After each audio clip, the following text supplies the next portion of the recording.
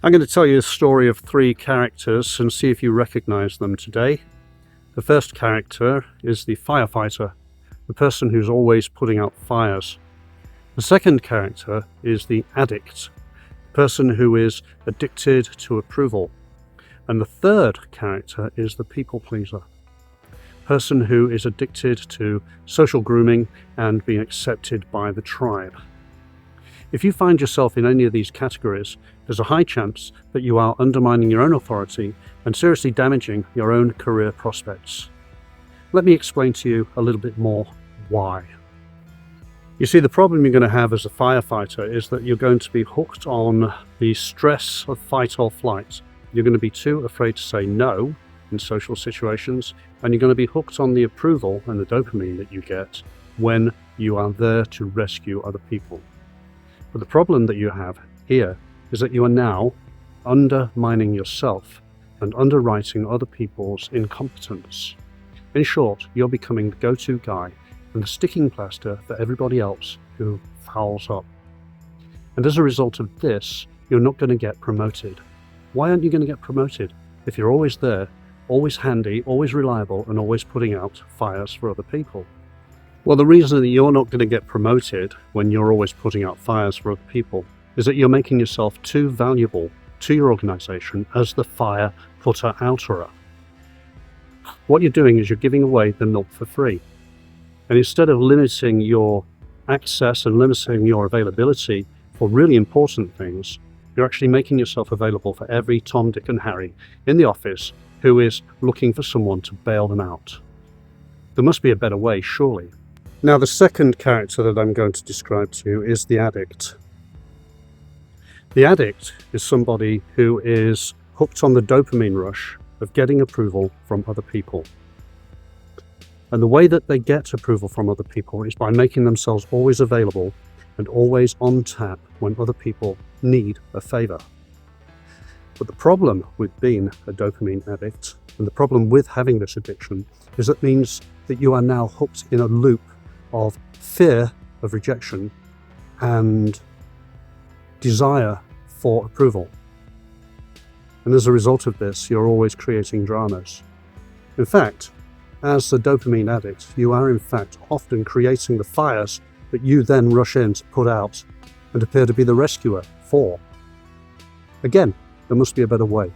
What do you think it is? Stick with me a little while and we'll have a look. The third character I'd like to discuss with you is the people pleaser. The people pleaser is somebody who's engaged in a covert contract, and often it's a mutual grooming going on, and it needs people who need people like you. The people pleaser attracts the kinds of people who are only too willing to exploit your better nature. And as a result of being a people pleaser, an addict, and a firefighter, you are creating a perfect storm. By this I mean you're making yourself valuable to the wrong people for the wrong reasons. And as a consequence of this, you're going to be overlooked when people start making solid decisions about who to promote and why they should be promoted. You're effectively putting yourself at the back of the queue. So let's look at some possible ways that we can change this situation. Well, to remedy these situations, I'm going to suggest some electrical metaphors. The first one is that you need to learn to disconnect yourself from this constant need for approval. You need to cut the circuit, break the cortisol and dopamine loop.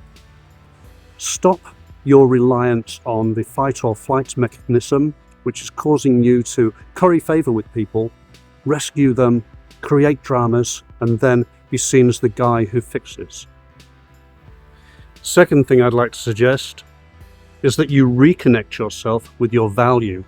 Start to audit your availability and start to employ some kind of scarcity around your availability. Stop being always there for everybody all the time. All you're doing is locking yourself into a position where you are too valuable to move up. Now, it's wonderful to feel valued, but the point is you're not feeling valued because you're not getting valued. And the reason you're not getting valued is because you're giving away the milk for free. And when you give away the milk for free, nobody, my friend, is going to buy the cow. The third thing you need to do is you need to set a thermostat. And you need to readjust your emotional thermostat so that you're prepared to say no more often. You need to lower the dial. And you need to lower the dial at about 65% of what you're doing at the moment and start to say no more often. Instead of always being available, instead of always being the yes guy, put yourself in a better place. Signal your value, signal your worth. Start saying no to more things and stop underwriting other people's incompetence. Now, if you're interested in working out where you stand in the FAP quota, feel free to download using the link below, and you can do a questionnaire. And the questionnaire will tell you how you can score in terms of your FAP quota, your fixer, firefighter, your addict, and your people pleaser. And once you realize what your FAP quota is, you can have a look at some of the advice that is inserted in the questionnaire to give you some strategies to go forward and maybe neutralize and turn down your thermostat.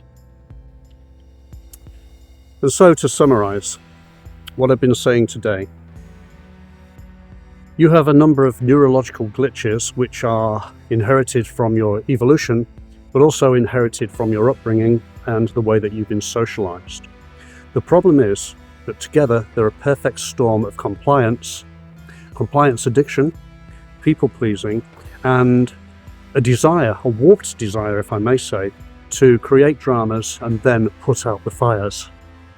You're creating a sense of value and worth around yourself, which unfortunately is locking you in to a certain tier within your organization. The tier you're locked into is the go-to guy, the people pleaser, and the fire putter-outerer. And as that really useful guy, you're not promotable. You're not promotable because you're too useful to the system as the guy that everybody relies on. Other people can underwrite their own incompetence. They can use you as a sticking plaster, and then they can go forward bravely into their rising careers, leaving you in their wake. This is no way to live, my friend. Have a think about how you want to go forward in your career. Have a think about how you want to audit the neurological subroutines that you're engaging in, and have a think about how you can create some solutions to these little problems. They're not personality flaws, they're just neurological glitches. And once you learn to recognize these neurological glitches, you can then do something about them. And so, I hope you've enjoyed today's offering. The lighting has been fantastic today, has it not, here in scenic Oamaru? I'd like to leave you with one final thought, if I may. Whatever it is that you dare to do or dream, you can begin it now.